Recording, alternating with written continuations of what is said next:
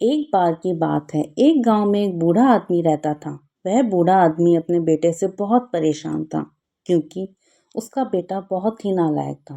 वह कोई भी काम नहीं करता था और बस गांव में इधर से उधर घूमा करता था। तो एक दिन उस बूढ़े आदमी ने अपने बेटे को सबक सिखाने का सोचा। उसने अपने बेटे को अपने पास बुलाया और उससे कहा कि बेटा, घर के अंदर अलमारी में एक घड़ी रखी हुई है, तुम उसे निकाल कर लाओ।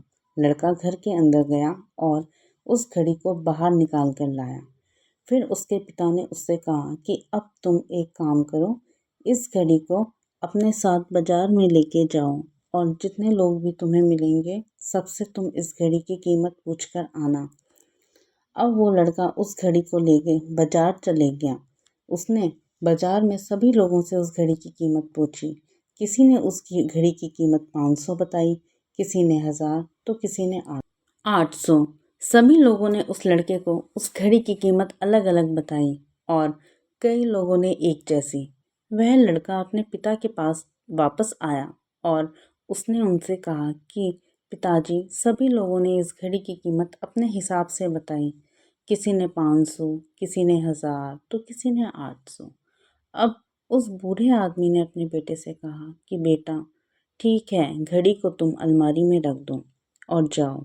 जब अगले दिन फिर से उस बूढ़े आदमी ने अपने बेटे को अपने पास बुलाया और उसे फिर से अलमारी से घड़ी लाने को कहा।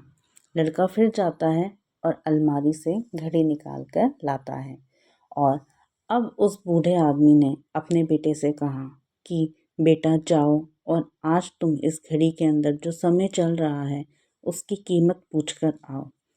लड़के को समझ नहीं आ रहा था कि उसके पिताजी उससे क्या करवाना चाह रहे हैं। वह मन ही मन दुखी था।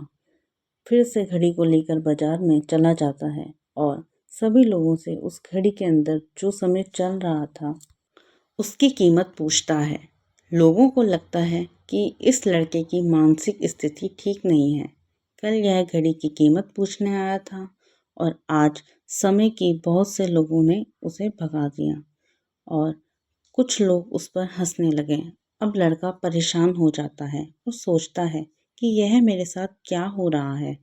तभी वह आखिरी बार एक बूढ़े आदमी की दुकान पर जाता है। वह बूढ़ा आदमी बहुत व्यस्त था। वह लड़के का सवाल सुनते ही समझ गया कि लड़का उससे क्या पूछना चाह रहा है।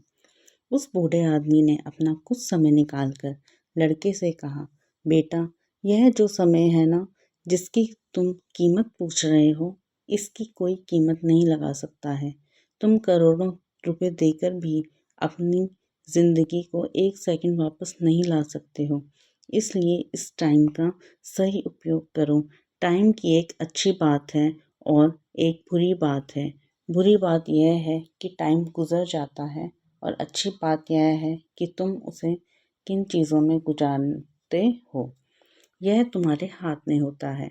सभी के पास दिन में 24 घंटे होते हैं, अमीर के पास भी और गरीब के पास भी। बस यह तुम्हारे हाथ में है कि तुम उस टाइम से क्या नया कर सकते हो।